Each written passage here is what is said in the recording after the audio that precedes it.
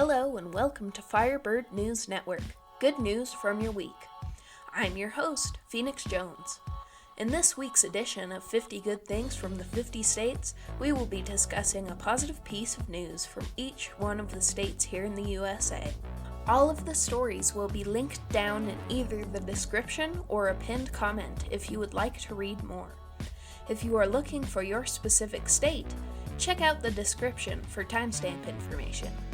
From Indiana, police safely find abducted 2-year-old Indiana boy by WTHR.com. Police have safely located 2-year-old Tevin Lucky. Ronnie Miles, who is the mother's boyfriend, took Tevin without her permission, WNDU reported. Miles has been taken into custody and is being questioned. Strong news from Iowa. Waterloo Warming Center finds new spot to serve the homeless by APnews.com. A warming center being evicted for not meeting fire codes has found a new spot to serve the homeless in Waterloo. The Waterloo Warming Center announced Tuesday it will be moving to the former Hawkeye Community College Metro Center and open for service on Friday. Next up from Kansas, Kansas churches use prayer signs to cheer on the Chiefs by KWCH.com. Some Kansas churches are hoping to connect people using both religion and sports. Kingman United Methodist Church says it's no longer a secret who it's cheering for. The church has invited its congregation to huddle at 10:30 a.m. before Super Bowl LIV on Sunday. Mentions in the Bible. Chiefs 183, 49ers 0. We don't cheer on gold diggers here, reads a sign in the front of the church. Music from Kentucky.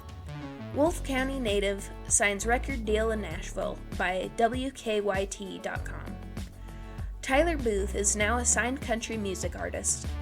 The Wolfe County native signed a record deal with Vila 40 Sony Music, Nashville. They plucked me out of the hills of Kentucky, Booth said. They told me they believed in me, loved the music I was making, and felt like they wanted to be a part of my future. I've grown to know them like family and feel like it's where I belong. Booth has been writing songs for years and performs regularly at Austin City Saloon in Corbin, Kentucky. Big steps from Louisiana. Governor Edwards appoints first African-American female captain in Louisiana State Police history by KATC.com. Governor John Bell Edwards on Tuesday announced changes to protective services for the Louisiana State Police. Captain Treon Larvadain has been promoted to lead protective services, becoming the first African-American female captain in Louisiana State Police history. She succeeds Captain Clay Chutz, who has retired after 30 years of service with LSP, serving under 6 governors. Now for Maine. Leading Lewiston. Breathing new life into one of Maine's most broken public school systems by News Center, Maine. Todd Finn has spent his entire career in public education, breathing new life into some of the worst school districts across the nation, and he says he's ready to do the same thing for the Lewiston public school system. The district is known for its low test scores, poverty, and racial division. However, teachers and staff say in order to understand where they are now, you have to go back a few years. Maryland's news is out of this world. Former NASA astronaut to speak with Prince George's County students. Prince George's County Public Schools will try to get more students interested in science, technology, engineering, and mathematics careers when a former astronaut comes to speak to them at 6 schools later this month. From January 29th to January 31st, former NASA astronaut and retired U.S. Air Force Colonel Paul S. Lockhart will talk about his experiences and promote STEM studies. Next up, Massachusetts. Holyoke St. Patrick's Parade Committee chooses Grand Colleen Float Design Winner by MassLive.com.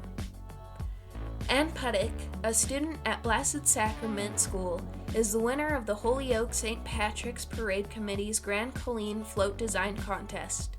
Builders will soon transform Puttick's concept into a float for the March 22nd parade. Bill Quesnall, who chairs the float committee, gave Puttock a framed copy of her design during a ceremony at the school Tuesday. Parade President Mark Joyce, joined by committee members and Blessed Sacrament faculty, presented Puttock with a gift. And for Michigan, Fun, Faith, Community Help Jackson students celebrate National Catholic Schools Week by mlive.com. Two lines formed back to the entryway of the Queen of the Miraculous Metal School's gym, each filled with giggling students. At the prompt of a parent volunteer, the students at the front of each line launched through the hole at the front of the inflatable obstacle course, racing each other through pillars and over a small peak before cheating the course and jumping over the barrier to a large rock climbing wall, leading to a steep slide.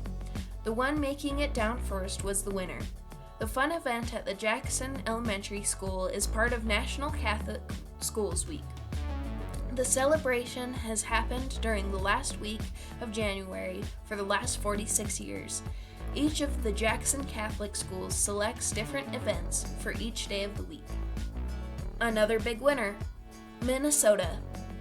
28 coworkers share $1 million Powerball prize in Coon Rapids, Minnesota by Fox9.com.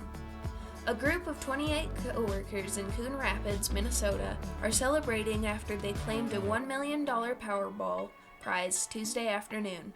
According to a release from the Minnesota Lottery, the ticket was purchased by Dustin Uran of Minneapolis.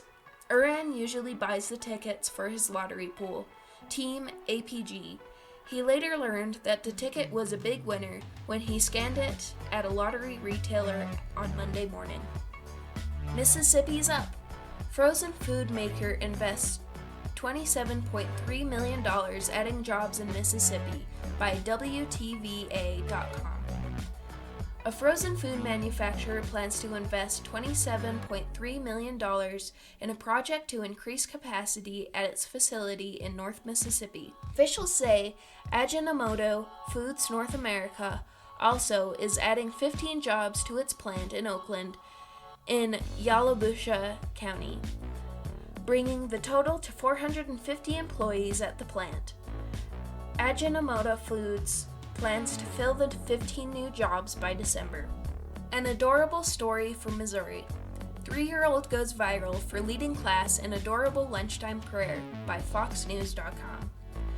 A preschooler in Missouri is going viral for blessing all the boys and girls around the world before digging into lunch with his classmates. Renisha Martin captured the heartwarming moment her 3-year-old son, Maki, stands up with folded hands, eyes closed, and delivers an adorable prayer at Transformation Christian School in St. Louis. In Montana, Montana Summit aims to help educate public about grizzly bears by GreatFallsTribune.com. The state kicked off a 2-day summit Wednesday for groups that educate the public about grizzly bears with encouragement from the head of Fish, Wildlife, and Parks to teach people how to live with and understand the ursins. Grizzly bear populations are growing in Montana, including into areas they have not lived in for decades, state officials said. Grizzly bears are listed as threatened under Endangered Species Act in all areas of Montana, and delisting efforts continue in place where recovery goals have been met.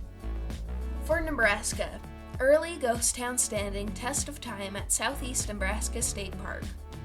Few Nebraska ghost towns hide in plain sight more than St. Deroin. Founded in 1854 as one of the earliest settlements in Nebraska Territory, it's located entirely within present-day Indian Cave State Park in Nemaha County. St. Deroin was named after Joseph de Ruins, a prominent fur trader who was half French, Canadian, and half Otto, who owned the land the town would occupy. He later anglicized his name to Deroin. Thank you for joining me on this segment of 50 Good Things from the 50 States. If you enjoyed this video, be sure to like and subscribe for more content like this.